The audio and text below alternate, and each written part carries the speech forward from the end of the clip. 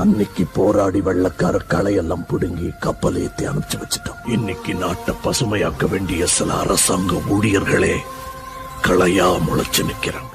பக்கத்துல இருக்கிற குட்டி குட்டி தீவெல்லாம் பெரிய பெரிய நாடா வளர்ந்துருக்காங்க. எப்படி? ஏன்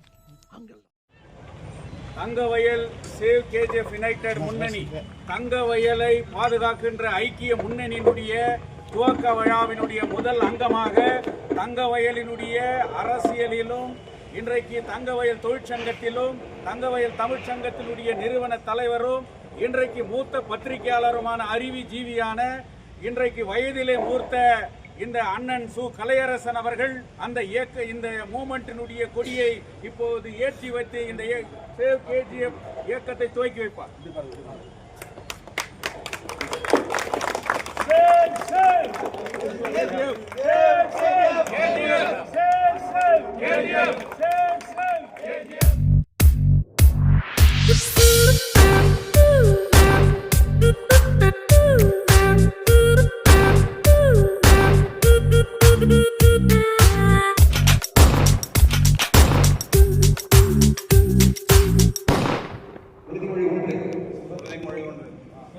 பாபா சாஹேப் அவர்களை ஏற்றுக்கொண்ட நான் இந்த அமைப்பிற்காகவும் அனைத்து சமூகத்திற்காகவும் இந்திய திருநாட்டின் வளர்ச்சிக்காகவும் முழுமையாக என்னை அர்ப்பணிக்கின்றேன் என்ற உறுதியை ஏற்கின்றேன். இரண்டாவது உறுதிமொழி, அண்ணல் உரைந்த சட்டத்தின் அடிப்படை கூறுகளான நீதி, சுதந்திரம், சமத்துவம் மற்றும் சகோதரத்துவம் கொள்கைகளை கடமை தவறாமல் ஏற்று வழிநடப்பேன் என்ற உறுதியை ஏற்கின்றேன். உறுதிமொழி 3, அண்ணல் முன்மொழிந்த தத்துவங்களை கற்பே ஒன்று சேர் புரட்சி செய் என்ற கொள்கையினை பல்வேறு சமூகத்திற்கு எடுத்துக் கூறி அவர் பாதையை பின்பற்றி வழிநடப்பேன் என்ற உறுதியை ஏற்கின்றேன். சேவ் கேஜிஎஃப்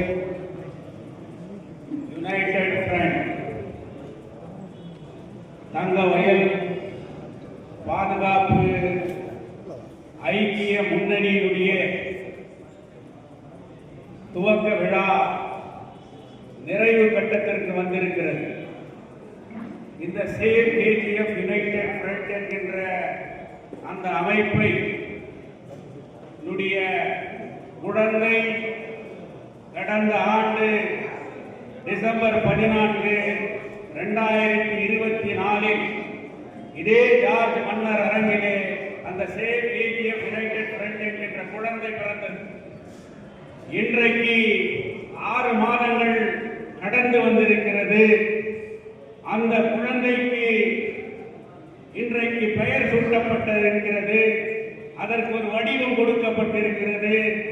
அதற்கு ஒரு உருவம் கொடுக்கப்பட்டிருக்கிறது. அந்த நிகழ்ச்சி இன்றைக்கு இங்கே நடந்து கொண்டிருக்கிறது.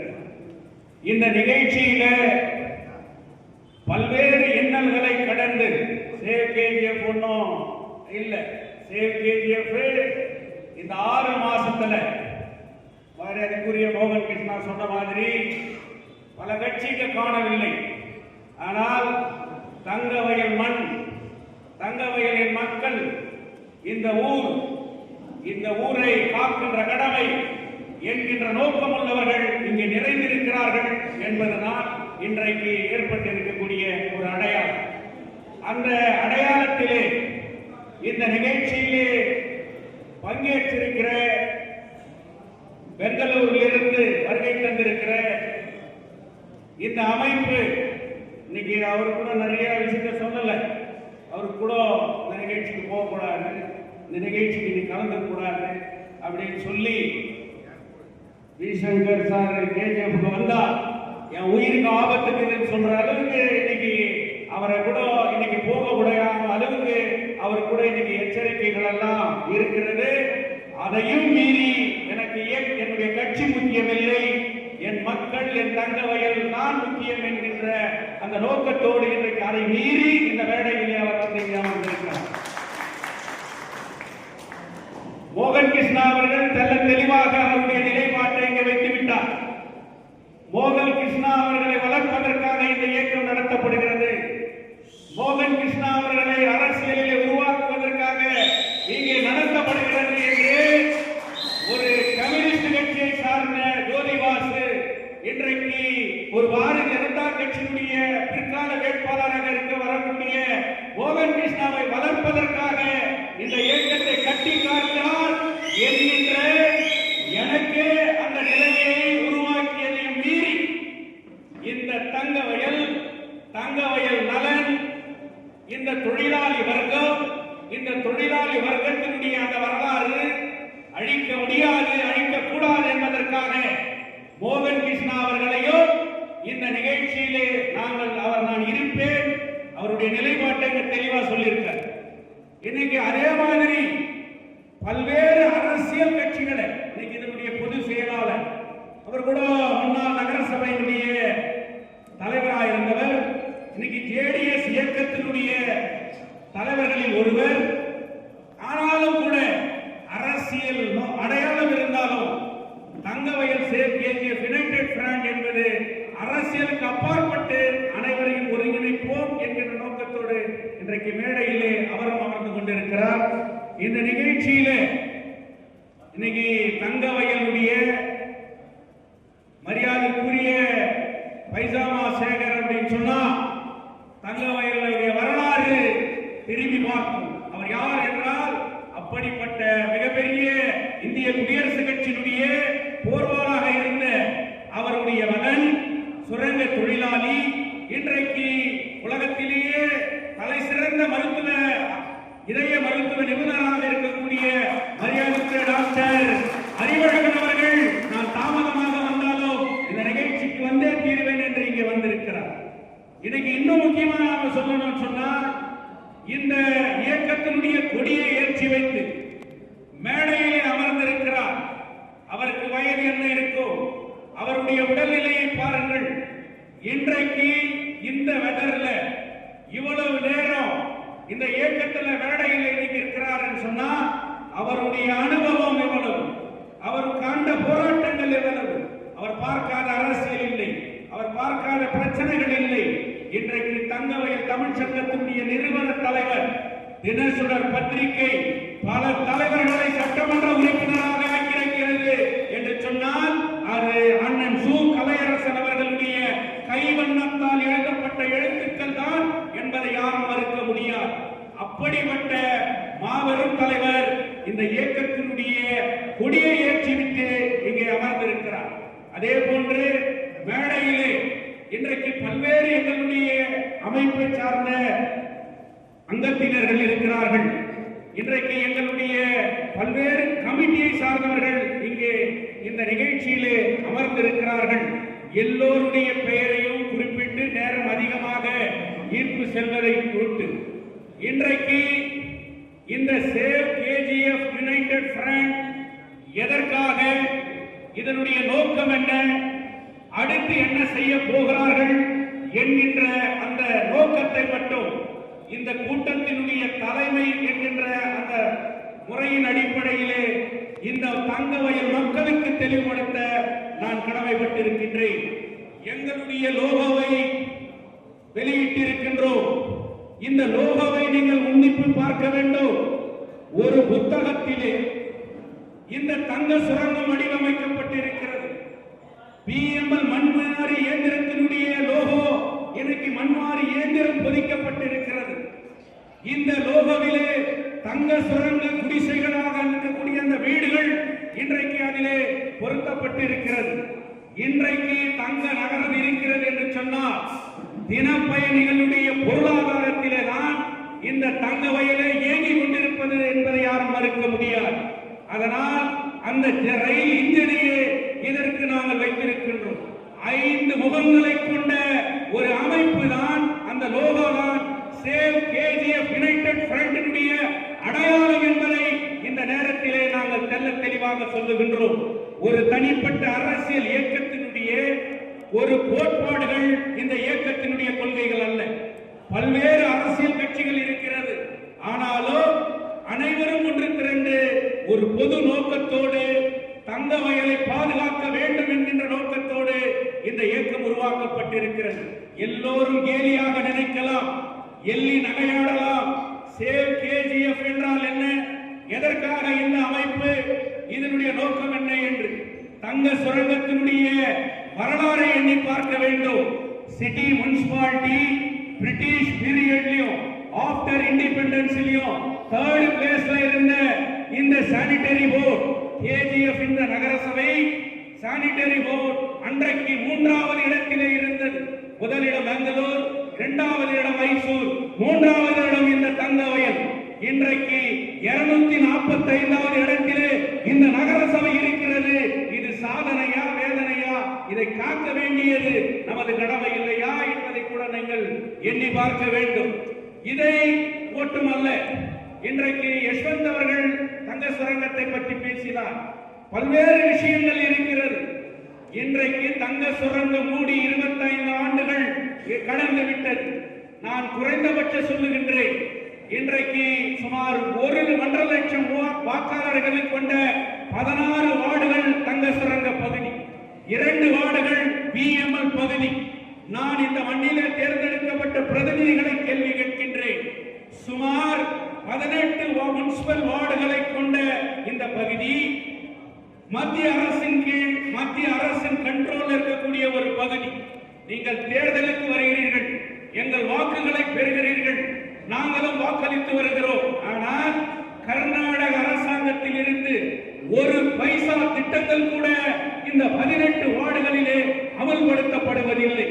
இன்றைக்கு இவர்கள் தங்க வயல் வாக்காளர்கள் தானே, இந்த தங்க கர்நாடக மண்ணிலே வசிப்பவர்கள் தானே, இவர்களும் இந்த அரசுக்கு மானியம் டாக்ஸ் வழங்குபவர்கள் தானே. ஏன் இந்த தங்க சுரங்க பகுதியும் கமல் பகுதியும் புறக்கணிக்கப்படுகிறது? தேர்ந்தெடுக்கப்பட்ட பிரதிநிதி மத்திய அரசுக்கு இந்த பகுதி மத்திய அரசிலே இருக்கிறது, எங்களுடைய அரசாங்க திட்டங்கள் நிறைவேற்றப்பட வேண்டும், இதற்கு எங்களுக்கு அனுமதி கொடுங்கள் என்று தேர்ந்தெடுக்கப்பட்ட பிரதிநிதிகள் யாராவது குரல் கொடுத்திருக்கிறார்களா என்பதை எண்ணி பார்க்க வேண்டும். இதை கேட்டால், இதை கேள்வி எழுப்பினால் நாங்கள் உங்களுடைய விரோதிகளா, ஒதுக்கப்பட்ட மக்களா என்பதை எண்ணி பார்க்க வேண்டும். இன்றைக்கு சுமார் 35,000 இளைஞர்கள் வேலை இல்லாமல் அன்றாடம் வாழ்வை நம்பி இன்றைக்கு ஆடு மந்தைகளைப் போல கசக்கி பிடிந்து அந்த தினம் பயணிகளாக மூச்சு காற்று கூட வராத அளவிற்கு இன்றைக்கு பெங்களூர் சென்று வருகிறார்களே, அவர்கள் என்ன பாவம் செய்தார்கள்? அவர்கள் இந்த மண்ணை சார்ந்தவர்கள் அல்லவா? அவர்கள் உங்களுக்கு வாக்களிக்கவில்லையா? இந்த மாநிலத்தை சார்ந்தவர்கள் அல்லவா? ஏன் அவர்களுடைய பிரச்சனையிலே தலையிட்டு, அது மத்திய அரசு பிரச்சனை தான். அடியேன் கேட்கிறேன் என்றால், இங்கே தேர்ந்தெடுக்கப்பட்டவர்கள் சொல்லுகிறார்கள் அது மத்திய அரசுக்கு சம்பந்தப்பட்ட இடம். மத்திய அரசு தொகுதியிலே தான் நீங்கள் நிற்கிறீர்கள், அதிகாரத்திற்கு வருகிறீர்கள், அனுதாரத்தை அனுபவிக்கிறீர்கள். ஆனால் இந்த பிரச்சனைகளிலே உங்கள் நிலைப்பாடுகள் அப்படி 35,000 தினப்பயணிகளுடைய அன்றாட பிரச்சனைக்கு யார் தீர்வு காண்பது? இன்றைக்கு 5,000 கான்ட்ராக்ட் தொழிலாளர்கள் இருக்கிறார்கள். அவர்கள் மாற்று தொழிற்சாலையாக அன்றைக்கு மத்திய அரசு தேசிய நலனை கருதி அன்றைக்கு இருந்த தமிழகத்தினுடைய முன்னாள் முதல்வர் காமராஜர் அவர்கள் அந்த பிஎம்எல் தொழிற்சாலையை ஏற்படுத்தியது தங்க சுரங்கத்திற்கு மாற்று. இன்றைக்கு 5,000 தொழிலாளர்கள் இருக்கிறார்கள், சம வேலை செய்கிறார்கள், சம கூலி இல்லை. இன்றைக்கு உழைக்கிறார்கள், அவர்களுக்கு உரிமைகள் இல்லை. இதை தீர்க்க வேண்டியது தேர்ந்தெடுக்கப்பட்ட பிரதிநிதிகளுடைய கடமை இல்லையா? மத்திய அரசுடைய கம்பெனி என்று சொல்லி தங்க வயலுடைய இளைஞர்கள் இன்றைக்கு அழிக்கப்பட்டு வருகிறார்களே, இதை கேட்பது தவறா? இதை கேட்டால் நாங்கள் உங்களுடைய எதிரியா என்பதை எண்ணி பார்க்க வேண்டும். அது மட்டுமல்ல, இன்றைக்கு இந்த பிஜிஎம்எல் மருத்துவமனை இருந்தபோது பிஜிஎம்எல் பகுதியிலே இன்றைக்கு அனைவருக்கு மருத்துவ பாதுகாப்பு இருந்தது. தங்க சுரங்கம் மூடி 25 ஆண்டுகள் ஆகிறது. இன்றைக்கு பாப்புலேஷன் சென்சஸ் படி பார்த்தா, இந்த கான்ஸ்டிட்யூன்சி சென்சஸ் படி பார்த்தா என் பிரகாரம் more than 5 lakhs பாப்புலேஷன் இருக்கக்கூடிய ஒரு கான்ஸ்டிட்யூன்சி, 2 லட்சம் வாக்காளர்கள் 2 லட்சம் வாக்காளர்கள் இருக்கக்கூடிய ஒரு கான்ஸ்டிட்யூன்சி இன்னைக்கு ஓபி லெவல்ல கூட அந்த ஹாஸ்பிடல் அப்கிரேட் ஆகல, தாலுக் லெவல் ஸ்டேட்டஸ் கூட அந்த ஹாஸ்பிடலுக்கு இல்ல அப்படின்னு சொன்னா அங்க இன்றைக்கு சரியான மருத்துவ பாதுகாப்பு இல்லையே, உயிர்கள் மாய்க்கப்படுகிறது. இதை கேள்வி கேட்டால் நாங்கள் உங்களுடைய எதிரியா? இன்றைக்கு கர்நாடக அரசு மருத்துவ கல்லூரியை கோலார் மாவட்டத்திற்கு வழங்குவேன் என்று சொல்லி இருக்கிறார்கள். இன்றைக்கு ஒரு கட்டடம் எழுப்பி இடப்பெயர்வு ஏற்படுத்தி அதை உருவாக்குவதற்கு மாற்றாக நம்ம பிஜிஎம்எல் மருத்துவமனையை ஏன் ஒரு கர்நாடக அரசு மத்திய அரசிற்கு கேட்டு அதை மருத்துவமனையாக மாற்றக்கூடாது?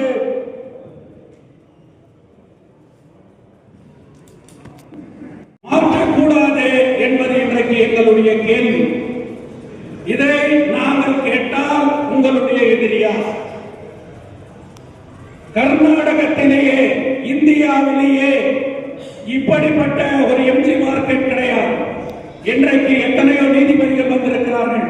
அவர்கள் கூறுவார்கள், நாங்கள் வேலை செய்த எந்த பகுதியிலேயோ இப்படிப்பட்ட ஒரு மார்க்கெட்டை நாங்கள் பார்க்கவில்லை.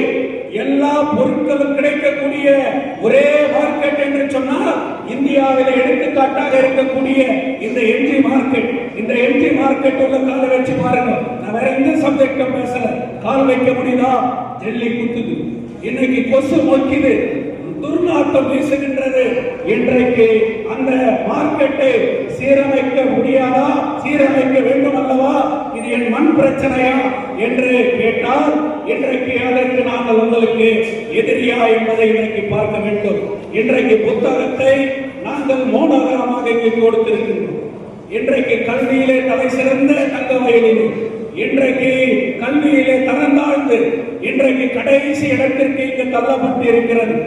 ஏன் இந்த ஆட்சியாளர்கள் இந்த தங்கவயலிலே கல்வி தரத்தை உயர்த்துவதற்காக என்ன நடவடிக்கை எடுத்திருக்கிறீர்கள் என்கின்ற அந்த கேள்வியை நாங்கள் எழுப்பினால் நாங்கள் உங்களுக்கு எதிரியா? இப்படி இன்றைக்கு மரியாதைக்குரிய ஐயா வி. சங்கர் அவர்கள் ஒரு கருத்தை சொன்னார். நான் சொல்லுகின்றேன், தங்க சுரங்கத்தை எப்படி மூடினார்களோ அதே போல இன்றைக்கு விமலை மூடுகின்ற ஒரு சதிதான் இந்த நியூ பிளான் நார்த் இந்தியாவிலே போடுகின்ற அந்த திட்டம். இதை நாங்கள் ஒன்றுபட்டு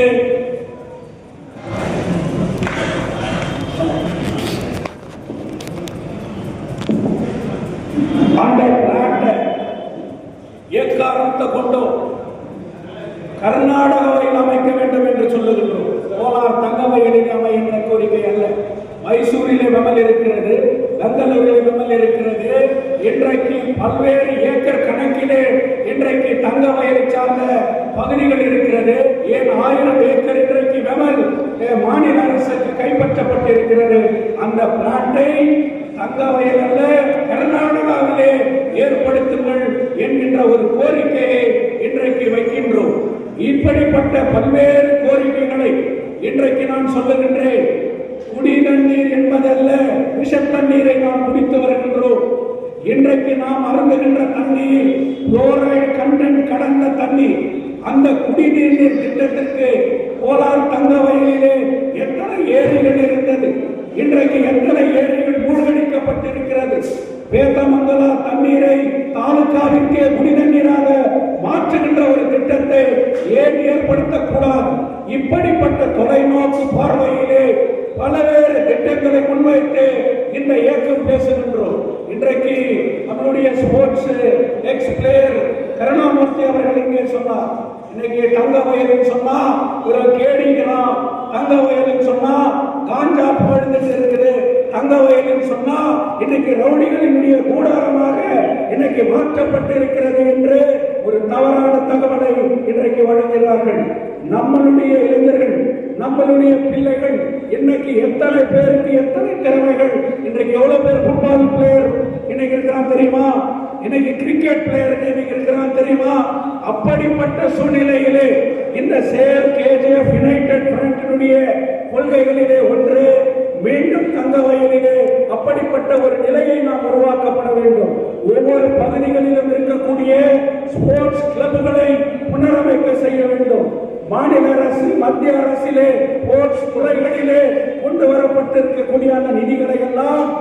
வயதிலே சரியாக பயன்படுத்தப்படுகிறதா என்று இன்றைக்கு கண்காணிக்கப்பட வேண்டும். ஜிம்கானா மைதானத்தை பாபா சாஹேப் அம்பேத்கர் பெயரில் இருக்கக்கூடிய அந்த மைதானத்தை பிஜிஎம்எல் நிர்வாகம் உடனடியாக திறக்கப்பட வேண்டும். அது ஃபுட்பால் விளையாடுவதற்காக நாம் அதை போராடி பெற வேண்டும். இன்னைக்கு எப்படி பாம்பே கிரவுண்டு ஸ்போர்ட்ஸுக்கு இன்னைக்கு உபயோகப்படுத்துறாங்களோ அதே மாதிரி இன்னைக்கு ஜிம்கானா மைதானத்தை இன்னைக்கு ஸ்போர்ட்ஸுக்கு உருவாக்கப்பட வேண்டும். இப்படிப்பட்ட பல்வேறு பிரச்சனைகளை எல்லாம் ஒருங்கிணைத்து ஒரு கொள்கையை வகுத்து தங்க வயலில் இருக்கக்கூடிய அனைவரையும் இன்றைக்கு ஒன்று திரட்டி இந்த மக்களுக்காக நடத்தப்பட வேண்டும். தங்க வயல்ல கேஸ்ட் சென்சஸ் இன்னைக்கு நடத்தப்படுகிறது. அந்த கேஸ்ட் சென்சஸ் எதற்காக நடத்தப்படுகிறது? அதனுடைய நோக்கம் என்ன? இன்னைக்கு உண்மையாகவே கேஸ்ட் சென்சஸ் சரியாக நடத்தப்பட்டு வருகிறதா? கேஸ்ட் சென்சஸை எடுக்கக்கூடிய டீச்சரா இருக்கலாம், எந்த அதிகாரியா இருக்கலாம், அவங்களுக்கே அந்த கேஸ்ட் சென்சஸ் பத்தி தெரிஞ்சு அப்போ அவங்க கொடுக்கிற ஒரு ரிப்போர்ட்டை வச்சு இந்த ஜஸ்டிஸ் நம்ம மோகன்தாஸ் அவருடைய அந்த கேஸ்ட் சென்சஸ் அடிப்படையில் இன்னைக்கு மாநில அரசுக்கு சப்மிட் பண்ணுவோம். அந்த கேஸ்ட் சென்சஸின் அடிப்படையில் கோலார் தங்க வயலை பொது தொகுதியாக மாற்றுகின்ற ஒரு சூழ்ச்சி கூட நடத்தப்பட்டு வருகிறது என்பது கூட எச்சரிக்கை. அதனால அந்த கேஸ்ட் சென்சஸ் சொல்றாங்க உள்ஒதுக்கீடு உங்களுக்கு என்ன சலுகைகள் இருக்கிறது, அந்த சலுகைகளுக்காக தான் நாங்கள் எடுக்கிறோம் அல்ல. அது அடுத்த தொகுதியினுடைய வரை சீரமைப்புக்கு கூட அந்த கேஸ்ட் சென்சஸ் முக்கியமானது. பாப்புலேஷன் சென்சஸ் எடுக்க போறோம். இது ஆன பிறகு பாப்புலேஷன் சென்சஸ் எடுக்க போறோம். பாப்புலேஷன் சென்சஸ் அடிப்படையில் இந்த தொகுதிகளை பிரிக்கின்ற ஒரு திட்டம் கூட இருக்கிறது. அதனால யார் யார் எந்த ஜாதியை சார்ந்தவர்களாக இருக்கலாம், ஆனால் உண்மையாக அந்த சென்சஸை கூட சரியான முறையில் வழிவகை செய்யப்பட வேண்டும். இப்படிப்பட்ட நோக்கங்களை எல்லாம் கொண்டு திரட்டி இன்னைக்கு தங்க வயலுடைய நலனுக்காக, தங்க வயலுடைய மக்களுடைய வளர்ச்சிக்காக இன்றைக்கு நாம் குரல் கொடுக்கப்பட வேண்டும். தங்க சுரங்க குடியிருப்புகளை ஒரு வீடுகள் மீது கூட இன்றைக்கு கை வைக்க சேவ் கேஜிஎஃப் யுனைடெட் ஃப்ரண்ட் விடாது என்பதை இன்றைக்கு நாங்கள் சொல்லுகின்றோம். தங்க வயலை அடிக்கின்ற வேலையை இன்னைக்கு இந்த புரோகிராமுக்கு முன்னையே எங்களுக்கு ஒரு முயற்சி இருந்துச்சு.